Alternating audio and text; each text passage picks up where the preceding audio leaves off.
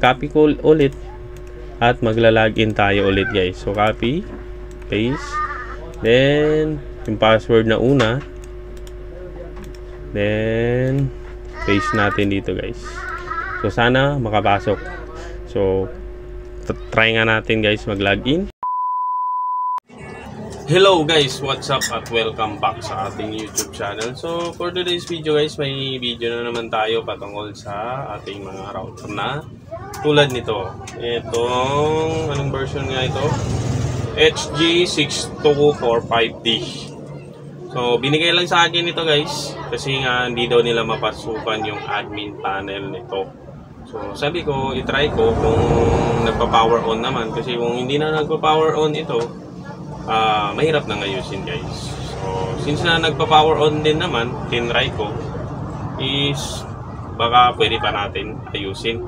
So ang gagawin ko dito guys, gagawin nating antenna or access point ng ating mga piso wifi, kasi kailangan ito guys sa mga piso wifi natin, kasi may 5G siya. So napakaganda kung ang inyong piso wifi is may dual band na antenna. So sa mini PC ko guys, ito yung gamit ko na isa. So tatlo kasi yung antenna ko guys, which is Compass, TP-Link, at ang isa is yung ganito. So yung ganito ko guys, matagal ko na yung ginagamit. So may video na rin ako about dun guys. Ito yung video na yun guys, panoorin nyo kung hindi nyo pa napapanood. So ito guys is itatry natin gawing access point, kasi hindi daw mapasukan yun ang admin pan or admin, ano ba tawag dito? Admin console or ganon, like ganon. Hindi daw kasi nila mapasukan. So itatry natin guys. So sana maayos natin ito at magawa natin antenna. At syempre ibebenta ko ito guys, kasi wala naman akong paggagamitan nito guys. So ibebenta ko na lang. So yun nga, simulan na natin at proceed na tayo sa ating PC guys. At dito na tayo guys sa ating PC. At before we start guys, kung hindi pa kayo nakakapag-subscribe sa ating YouTube channel, mag-subscribe na kayo guys at pa-like, share ng ating mga videos guys. Napakalaking tulong na yun para sa akin guys. At yun nga, maraming salamat guys sa patuloy na sumusuporta sa akin, sa mga viewers ko guys. Shout out sa inyo guys. So dito guys is nakakonect na yung ating PC sa ating router or modem. So kung mapapansin nyo dito, check nga natin yung IP address. So ito siya. So ang default gateway na is 192.168.1.1. Yan. So try nga natin, kasi ang sabi dito, hindi daw napapasukan yung admin panel or admin console ng ating 5 modem. So yun nga, hindi nga napapasukan. So ang sabi dito, uses unsupported protocol. So yun yung sabi dito. So ang diskarte lang dito guys, napakadali lang yung diskarte natin dito. Pero bago natin ipagpatuloy yun or mag-proceed, so connect muna tayo sa internet. So i-connect ko muna yung aking PC sa wireless connection ko para mapasukan natin yung ating Blogspot na website guys, kasi kailangan natin yung mga credentials dun. So yan. So disable ko muna itong LAN natin. So disable muna natin. Yan. So dito guys, itatype lang natin sa preprint.blogspot.com. So ililink ko na lang sa description guys itong link ng ating Blogspot para directly na kayo dito or magre-redirect na kayo dito sa PLDT fiber credentials natin. So yan. So napakaina ng internet natin guys, itong wireless.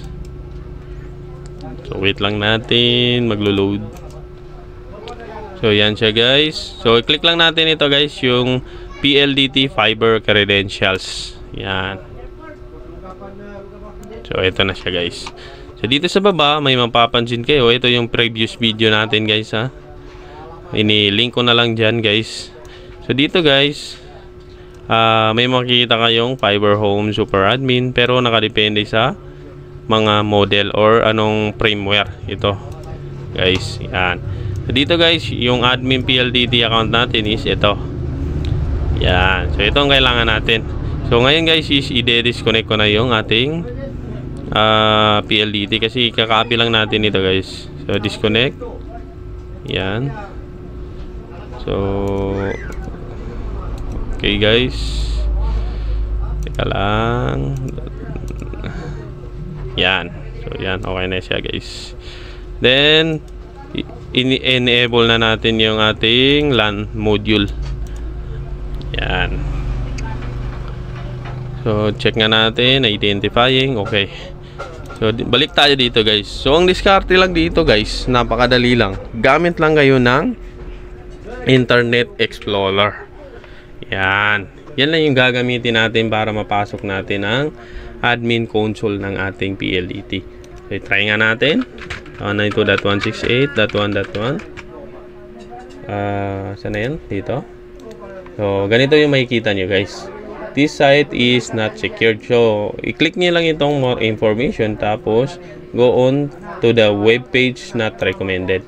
So yan, di ba? Napasok na natin yung ating admin console or admin dashboard. So di ko alam kung anong tawag, basta ganun guys.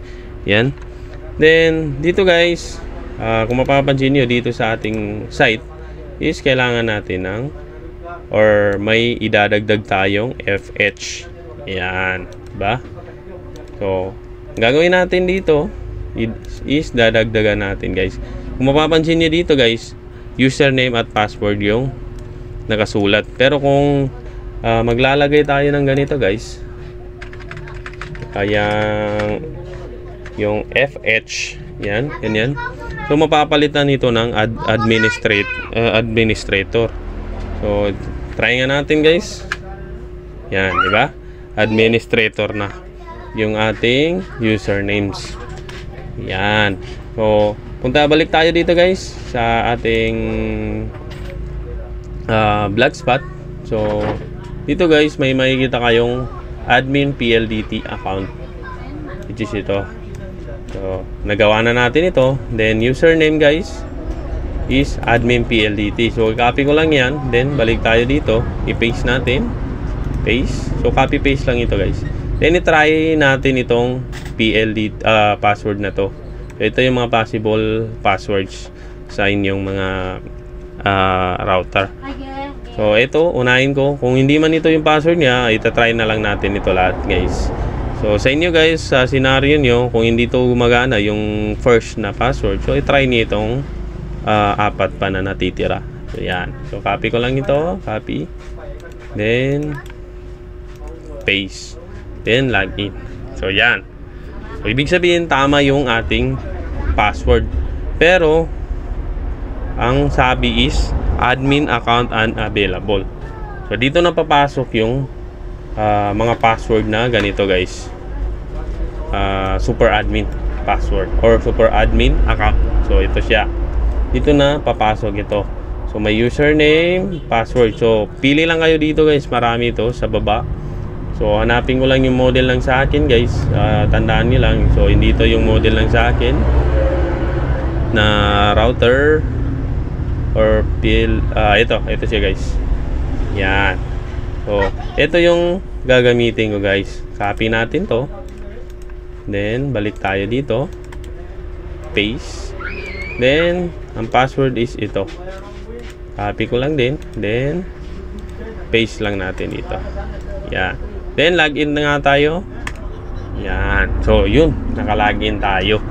So dito guys, may i-enable lang tayo na sa debug switch.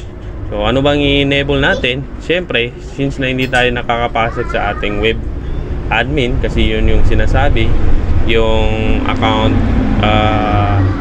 admin account unavailable. So i-enable lang natin ito, pati na rin yung mga tel switch at saka ito. Go apply, then apply. Itong tatlo na lang i-enable nyo guys. Yan, apply. So pwede rin ito lang yung web admin switch. So since na okay na yan guys, i-log out lang natin. Huwag natin kalimutang i-log out guys. Yan, log out. Ngayon guys, balik tayo dito sa admin natin kanina. So ito, yan. So copy ko ulit at magla-login tayo ulit guys. So copy, paste, then yung password na una, then paste natin dito guys. So sana makapasok. So try nga natin guys mag-login. So yun, di ba? Nakapasok tayo guys. So ganun yan lang yung tirada dito guys. Then sa old password guys, ilalagay ko lang din yung password.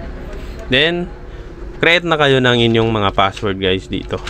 So kayo na bahala kung anong ilalagay nyo dito. So i-type ko lang yun sa akin guys na password.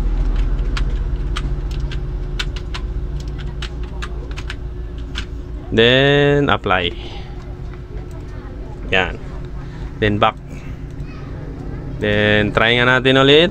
Admin PLDT.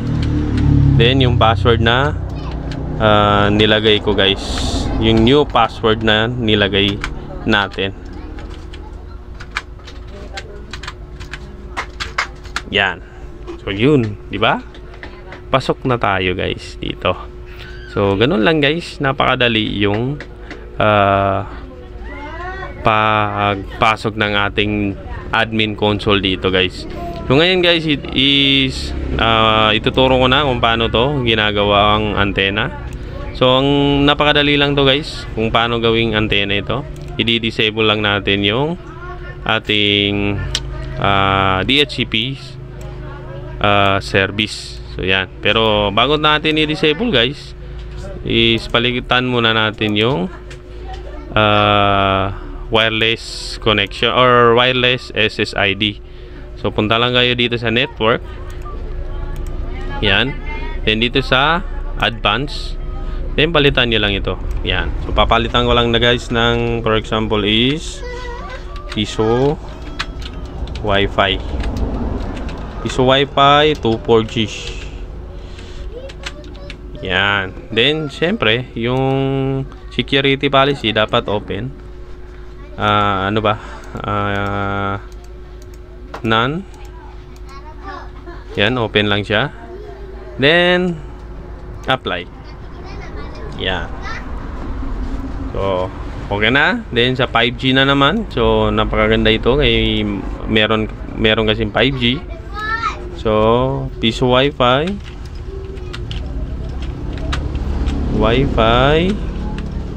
5G. Yan.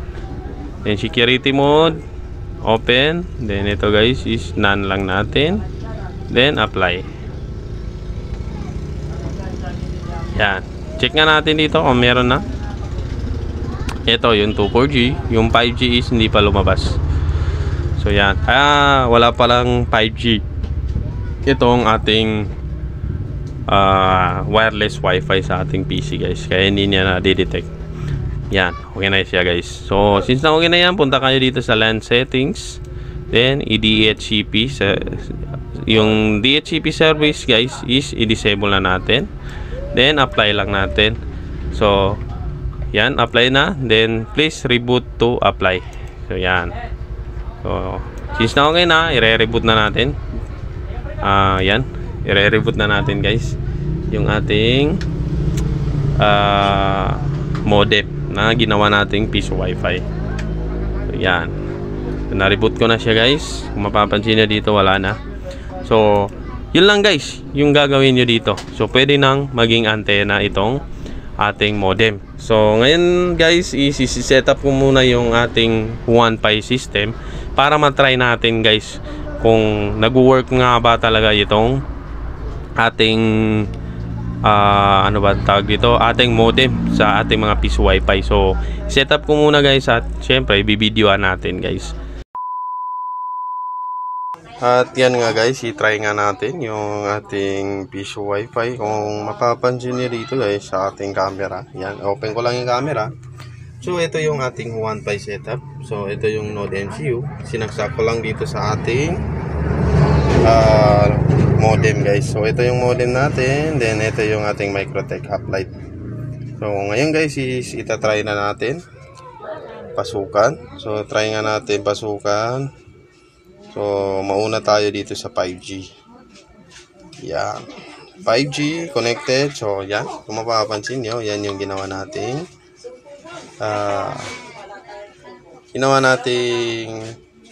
SSID guys. So try nga natin mag-insert coin. So yan guys, di ba? Nakakapag-insert coin.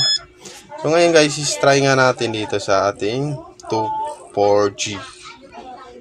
Yan. 2.4G, di ba? Working din siya guys. Di ba?